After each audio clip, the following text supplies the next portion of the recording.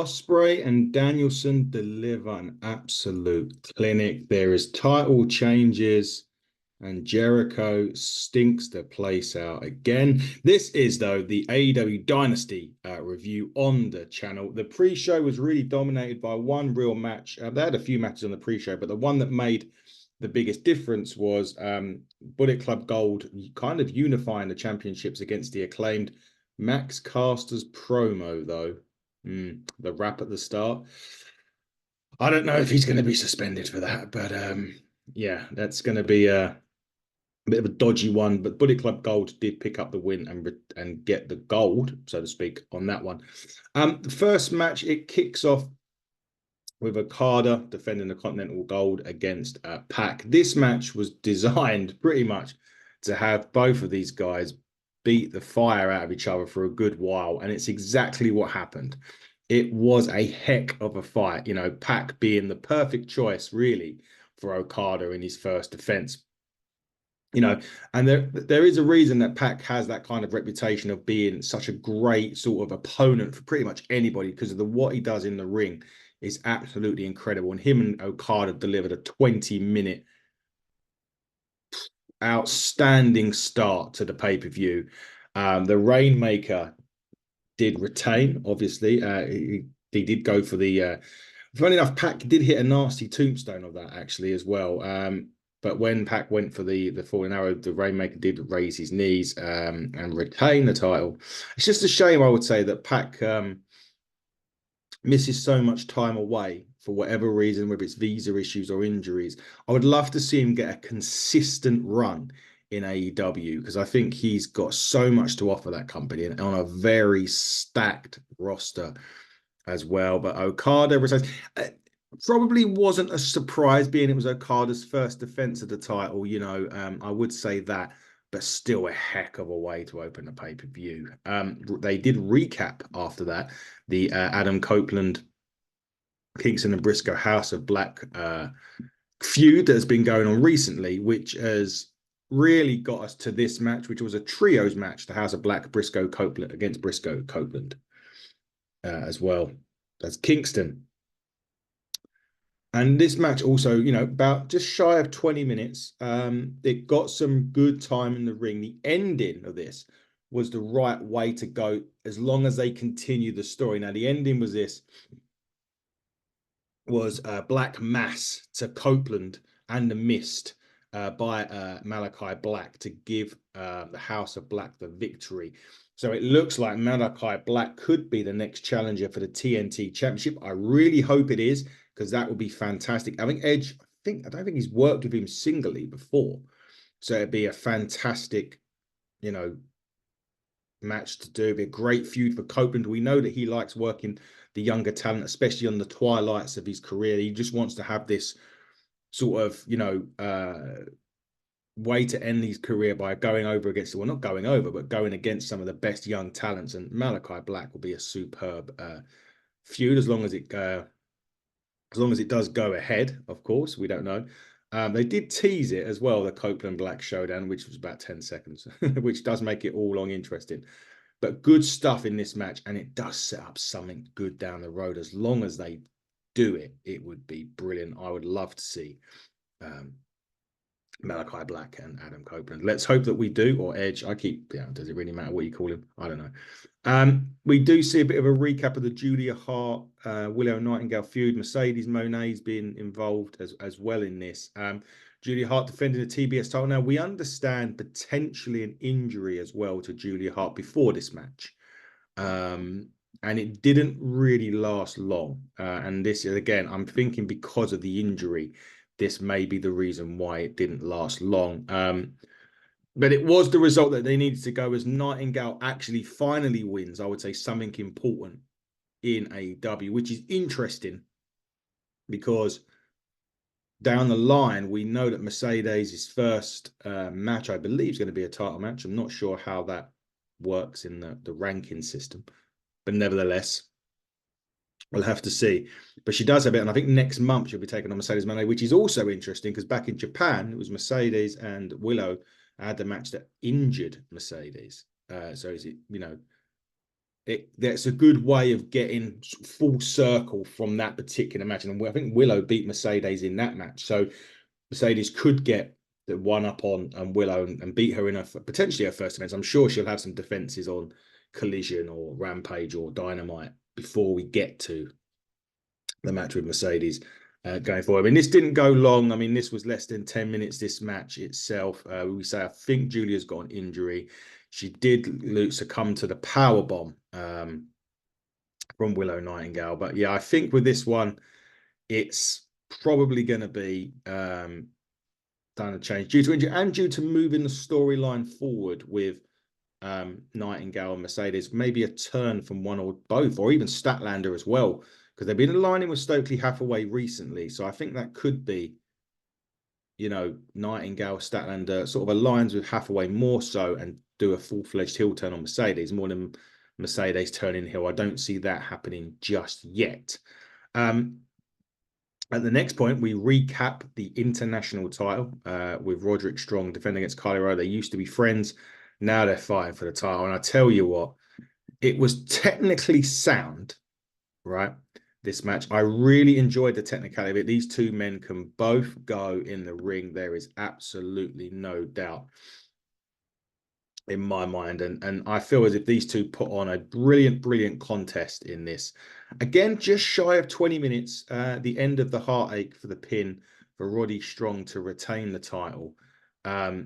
The only thing I would say is at the moment, this undisputed kingdom thing isn't working for me. Now, it could start working though, because Adam Cole come out in a wheelchair at the end of the match. He did get up off the wheelchair and walk to the ring, and then stares, gives Wardlow a really dodgy stare. Wardlow's looking in front of him, Adam Cole's behind him, and he cuts right through him with a stare there. Not sure if there's anything to read into that at this moment, but potentially there's some dissension in the Undisputed Kingdom. It needs, I felt that they really had this well done, this Undisputed Kingdom, the Devil and all of that stuff. But I think momentum went straight down straight away because MJF left, and with Adam Cole being injured, you really couldn't capitalize on what was such a really good storyline from AEW last year.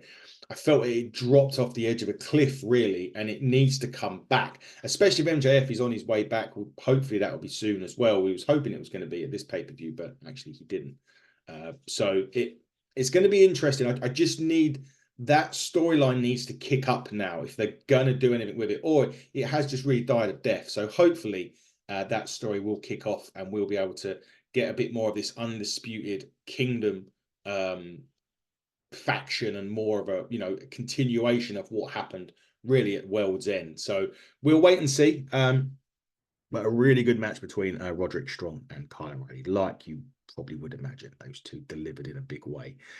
Hook and Chris Jericho was next. They've done a little bit of a prologue of it beforehand. Before the program, before this pay-per-view started, I had a feeling that Jericho would get the win here. Generally, just because it's probably the dumbest thing. I mean, it really is a disaster right now. Hook already beat Jericho previously. Jericho wins again, it was nearly 20 minutes, this match. I don't think it needed half of that time. I feel as if Jericho needs to take some time away. I think what he done in the WWE was when it got to a point of the gimmicks going stale, things were going stale, he left for 6 months and then done a load of teasers to come back. I think Jericho needs to do that because at the moment, I mean, this match just wasn't that good. There was a load of miscommunication in there. Yes, he hit the Judas effect for the win. Hook looked okay in this, but Jesus, on this pay-per-view itself, with everything that sort of preceded it as well, it makes it even worse. But Jericho needs to come away from AEW for some time before coming back. You know what? If he went away, I know he's got the FTW title now, but if he went away now and come back at All In, he didn't need a match. If he could just come back at All In, return the All In or something like that, that would be fine and it would be perfect. But something needs to happen on it, and it needs to happen quick because this really wasn't good. And Jericho just he isn't what he was, and I think it's time that he needs to potentially consider. Look, I'm not a wrestler. I've never portrayed to be one, but when a wrestler's time is really getting close to being. I mean, you change him and Copeland. Copeland is still having awesome matches. Jericho isn't even having awesome matches anymore. So, put it into perspective. I think he needs to go away. I think he needs to be 4, 5, 6 months away and then come back. But he does need to also consider when it's time to hang it up and potentially maybe join commentary because he's a good commentator. There's no doubt about that. But yeah, dodgy match this. Didn't like it. Didn't do Hook any favors. Didn't even do Jericho any favors, really. And should have been at least half the time it was. They did recap now after that. The Thunderstorm. Thunderstorm. Jesus, yes. We've had some thunders. Tony Storm versus Thunder Rosa in a battle of lightning. Jesus, in this match. Next. Now, this, on the other hand, was I didn't know, like, both of these women can go. There's no doubt about that. This was one of Tony Storm's best matches in AEW, and certainly Thunder Rosa's best match since she's returned. It felt like a big time fight, and this is one of the things with the women's, not necessarily in AEW, but along the way in other promotions. Some of their women's matches don't have that big time, big fight feel. This is exactly what it needed. This match was brilliant. I was really, wasn't sure. I thought it was going to be good, but it was great. So it was a nice little surprise. It was better than one. This went about 20 minutes again, which is nice. It got a good length of time when, again, you can argue that some women's matches don't. There was a couple of Storm Zeros in it, and one of them finally puts Thunder Rosa away, but she was battling Thunder Rosa throughout the whole of this match. She was a battler. She battled her way through. It just wasn't enough at the moment. I don't think it's the right time to take the title off of Thunder Rosa, Tony Storm. Anyway, just her character's perfect. Everything she's doing, it's the perfect storm, so to speak, at the minute for this, and they really need to keep it on the title right now. Her championship right now. Now, surprisingly for me, the next match was Ospreay and Danielson. The reason why I say surprising is because there was matches after this that I would have, there's still a great load of matches after this that was amazing. That A was amazing and B would be amazing anyway. So to have this on now, I think personally, if I was a critique, this probably would have main evented. I know Joe and Swerve and all of that for the title, but I feel as if you've got a sometimes you just got to know when the right time is not to have your title main event. And I'm a big advocate of having world titles at main events. I really am. But there is sometimes just a match where you have to say that needs to main event. And this was it. And it didn't. Will Ospreay, Bryan Danielson was next. Wow. This was I don't know what I can say about this. It just was unbelievable. 30 minutes of the best wrestling you'll ever see, possibly this year, possibly next year, possibly the year after that. This was unbelievable match. I mean, look, you can know with Danielson and Ospreay, you know exactly what you're getting, right? But my God, this was incredible. The Tiger Driver onto the neck at the end looked horrific. I'm not sure whether that actually injured Danielson. He did hit the hidden blade at the end, Ospreay for the victory. I don't know if there is an extent of Danielson's injury, if there was one, if he was working, but Ospreay wins in 30. I mean, I can't say enough about this other than just go and watch it. Just literally go and watch it because it was unreal. And the only criticism I'm going to give it is that it should have been the main event of the match, because the matches after this, although were good, it just, it was just too good to be not main event. And kudos. And I really hope Danielson's okay, because that looked a nasty, nasty Tiger driver. I believe actually at the conference after, Ospreay said he's going to retire that move now. I don't know whether that's a character thing, whether that was just meant for there, or whether he's actually truly going to retire that move. I don't know. But yeah, he was quite visibly shaken by it, and the damage that he potentially done Danielson. Whether or not it did do any damage, we don't actually know at this point. If we did, hopefully Danielson's okay, because it was an unbelievable match. See, ladder match for the tag titles or next. See, this is what I mean. Ospreay, you literally coming down off of that match, and then you have an FTR Young Bucks ladder match, 20 minutes. It was I didn't think FTR was ever gonna win this match, just because of the way the Bucks have been presented since they've returned, Nicholas and Matthew. The match itself cranked up the violence in it. It worked well enough, and there's some of the spots on there were great, amazing spots. The ending of this, though, as Dax, I think, was going to win the ladder in about 20 odd minutes or so, a guy in a mask pushes Dax off the ladder, and the Bucks win the titles. And the guy in the mask is, of course, the scapegoat, Jack Perry, making his return to AEW after All In last year and all of that stuff with Punk. He was in New Japan, of course. Jack Perry is back in AEW, aligned himself with the Bucks. I'll be interesting to see how that goes.